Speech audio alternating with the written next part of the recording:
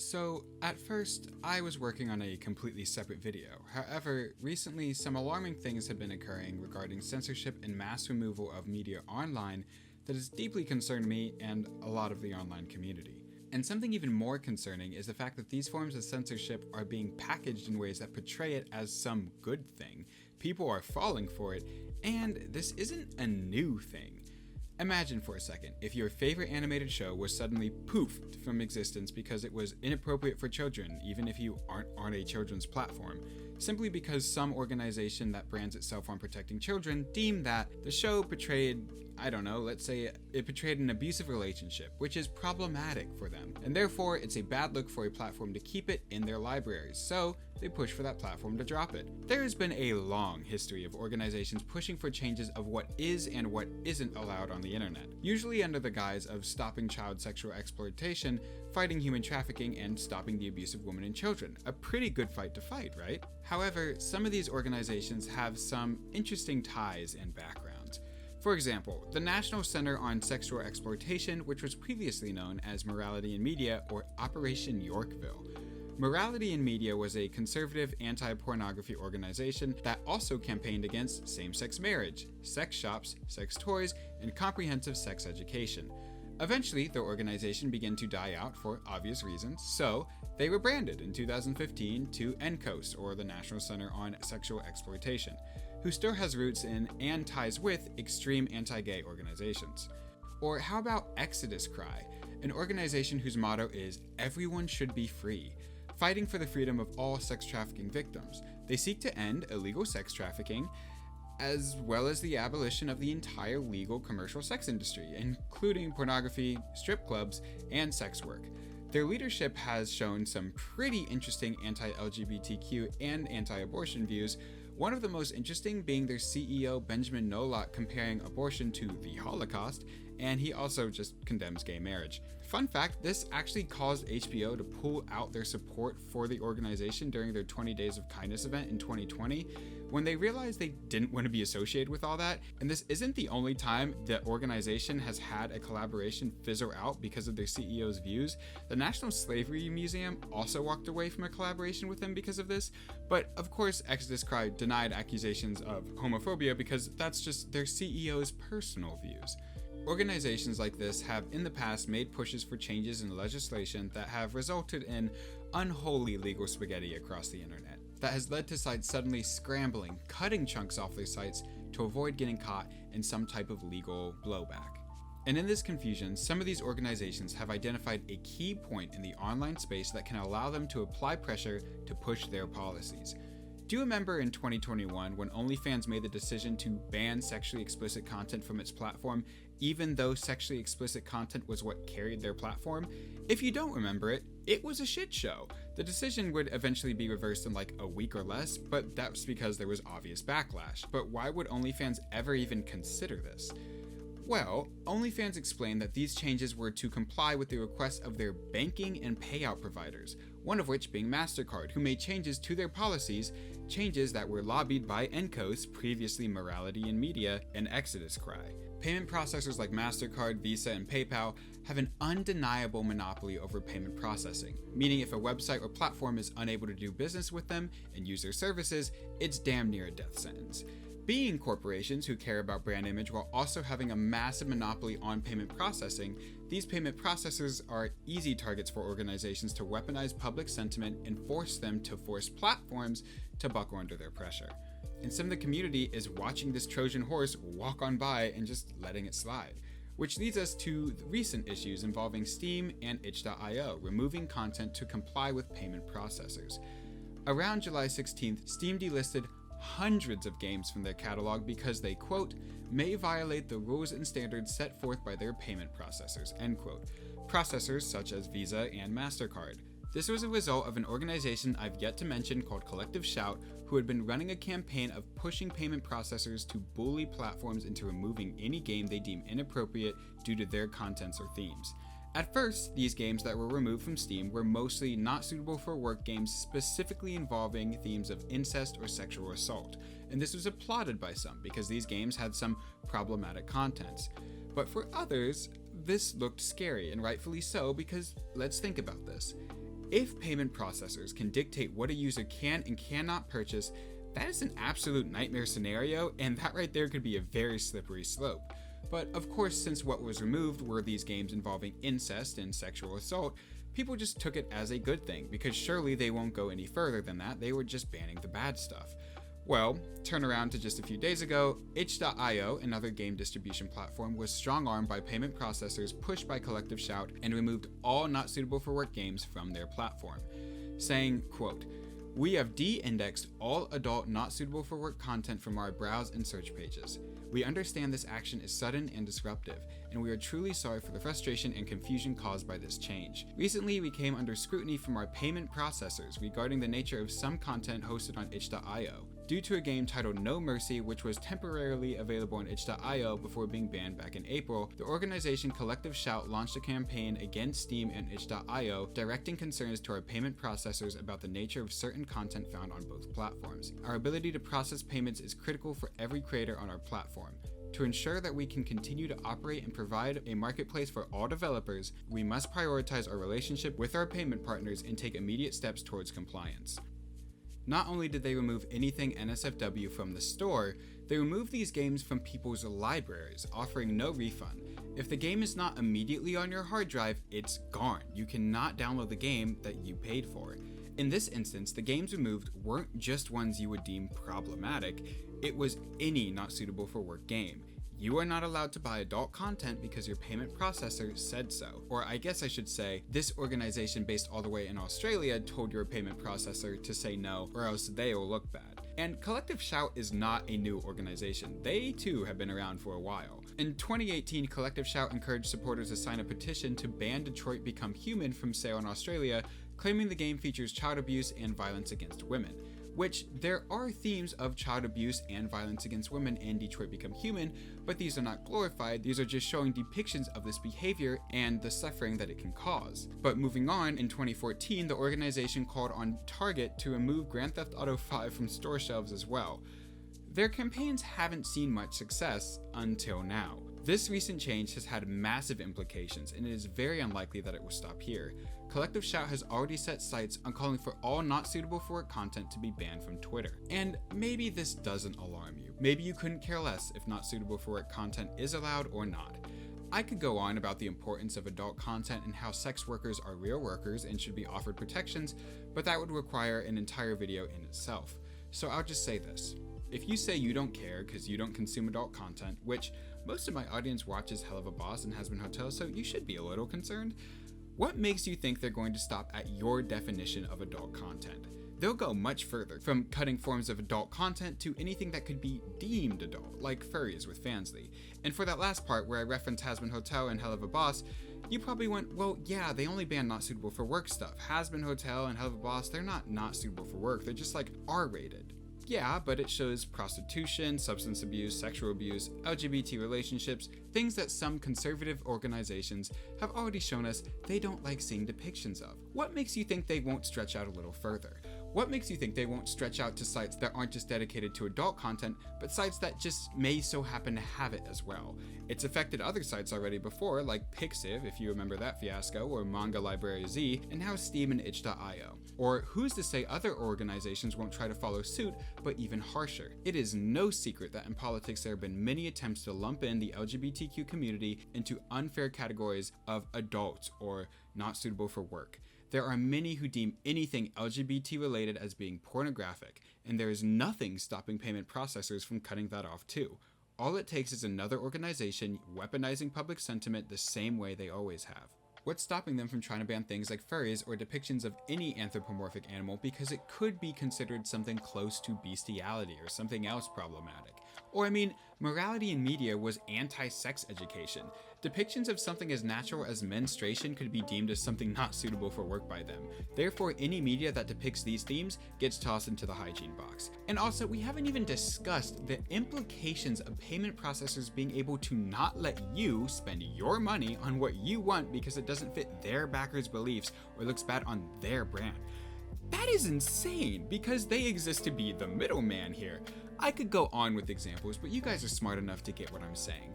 This is simply censorship, and it can get very ugly very fast, because anything that these processors can label as problematic or could be coerced into labeling as problematic is not safe.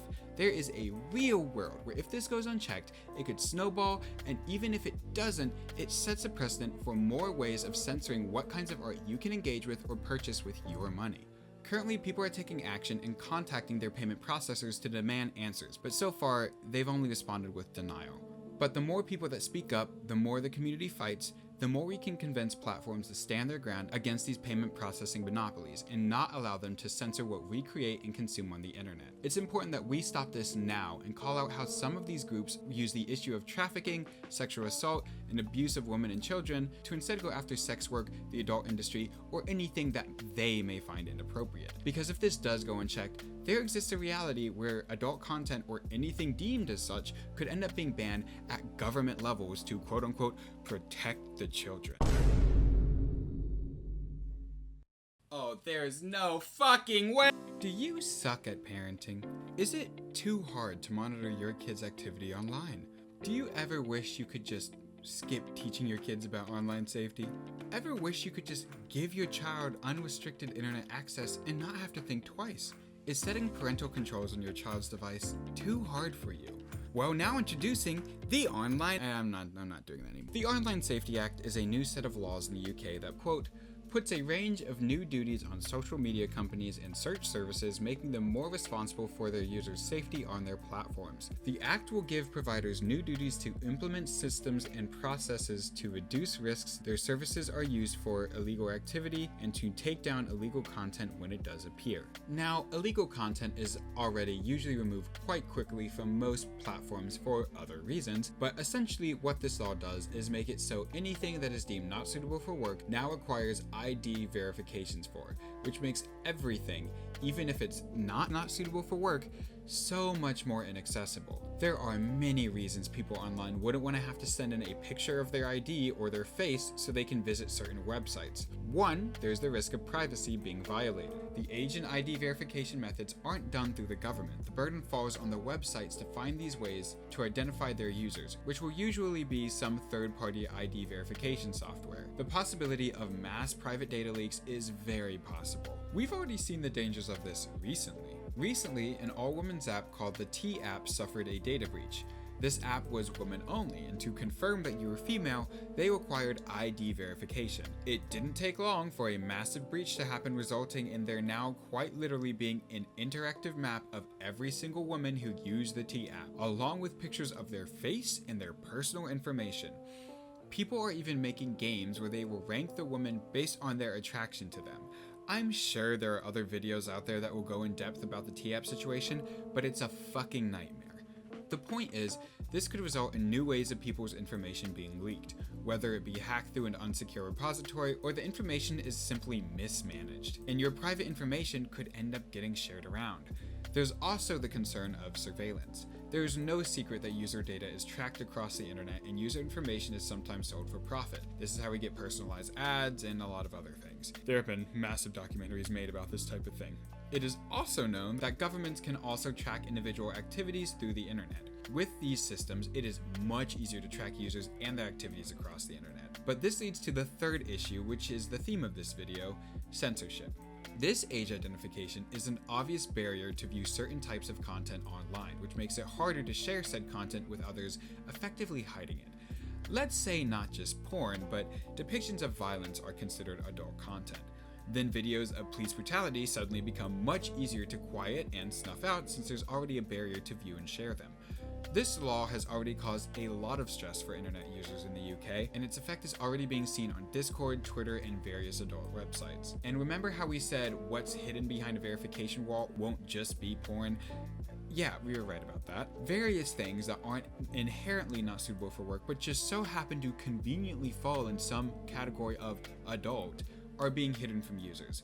Protests, violent police arrests, images of Gaza are all content that has temporarily been restricted until your age can be estimated on Twitter.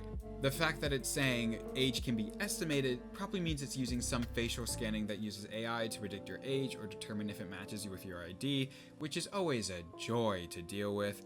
I, for one, have had to use something like that before a few times, and it has never worked for me. I've always had to do a long way that involves a video call with a random stranger. These third-party face identification AIs usually have some hidden biases that can make them not the most accurate. Discord has already restricted any channel that is 18 plus and is using facial scanning as well, and some users have already ran into issues with it falsely determining them to be too young based on their face. In short, it is a censorship, privacy, and information shit show, and people are doing anything they can to outmaneuver it, whether it be changing your location in-app, which has had varying degrees of success, to using VPNs.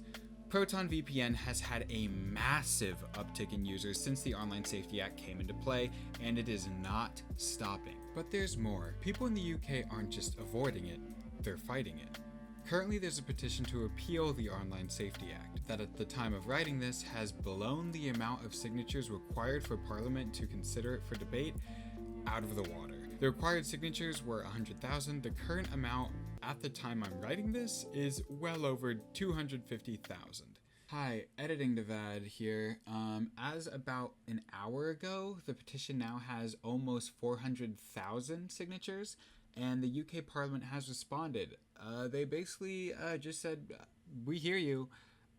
No. They basically just went, no. Think about the children.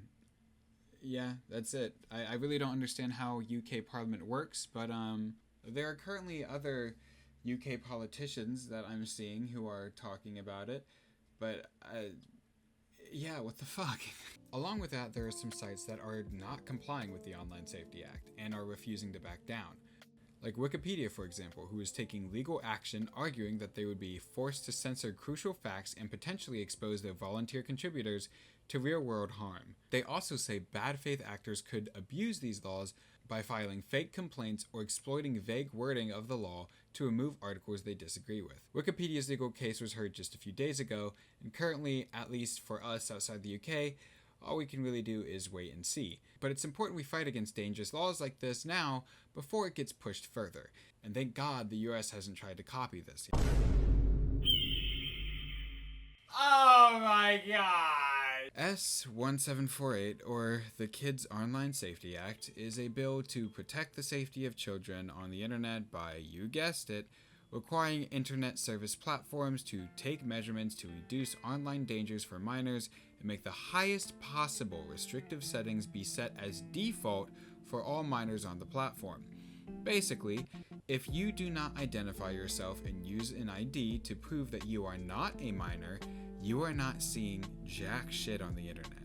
The bill would possibly mandate digital identity and nuke anonymity across the internet for all users of the US. Now, the Kids Online Safety Act, or we'll just call it KOSA, isn't something new. This bill has been around since late 2021 and was advanced by the Senate in mid-2022 along with COPPA, or the Child's Online Privacy Protection Act.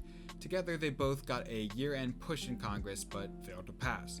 In 2023, there was a renewed push for the bill with a focus on teens' mental health crises, and in 2024, it would go through the Senate, but it would wait before having the House of Representatives pass their version, which caused it to stagnate when a markup session for it was canceled in July 2024. And in August 2024, it was reported that the Republican leadership of the House said they would not advance KOSA due to concerns about their conference. In September 2024, the bill advanced out of the House Energy and Commerce Subcommittee, but lawmakers began withdrawing support due to some hastily added amendments to some portions of the legislation, and no further actions were taken for some time, nullifying its progress. That brings us to today, or close to it, because the bill was reintroduced to Congress in May 2025.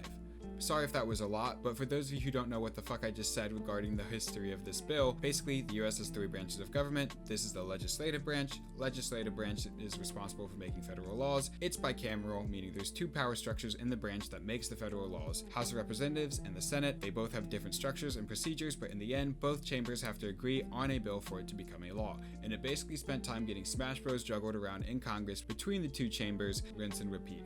But now it has once again been reintroduced, and the likeliness of the bill getting passed through both chambers of Congress are definitely not zero. And that's very dangerous because this bill is a Trojan horse for internet censorship, like we saw with the Online Safety Act in the UK. It is important to understand that just because all these new changes and movements are under the guise of child protection does not mean they are actually fighting for the reasons they say they are. It is extremely important that we call out what we see and stay aware of the possible censorship. It will start with adult content and it will go further. We have seen it go further. Being aware is an important step, and it is also important to be aware of the individuals and groups behind these pushes for internet censorship. Groups like Collective Shout, KOSA, and Exodus Cry. These organizations will claim they are fighting the good fight against sexual crime and exploitation, and do a lot to paint any who question them as porn sick or pedophilic. These groups use their voice and public sentiment to push their narrative, so being informed and being aware and being louder is how we combat this. Let people know of these organizations and their shady ties and beliefs. Let corporations like MasterCard and Visa know the community is against censorship, and the same goes for the legislation. Let your lawmakers and representatives know that you are against censorship. Call out these bills and laws that are Trojan horses for online censorship. Sign petitions, send emails, make phone calls. There are a lot of sources on how you can help popping up, and I'm trying to see which ones are legitimate before I link them below, because I don't want to just direct you guys to like a shady 4chan forum, but contacting your government representatives is definitely a way to start. Sorry, that was a lot, but I really wanted to get this out to you guys so you guys could, stay informed, because if you think it won't affect you, if this all goes unchecked, trust me, it will. It is important for every single content creator on the platform to make noise about this. And please, if you want to continue to engage in this discussion, please comment down below, and I'd love to continue discussing with you guys there. Or if I was wrong about something, because there were a lot of things I talked about in this video, also feel free to leave a comment. Also, if you found the video helpful, like this video, it helps me a ton, and finally consider subscribing to my channel so you can stay updated. I don't have a Patreon or anything yet, so you guys subscribing offers all the support in the world. But that's all for now. I'll see you guys.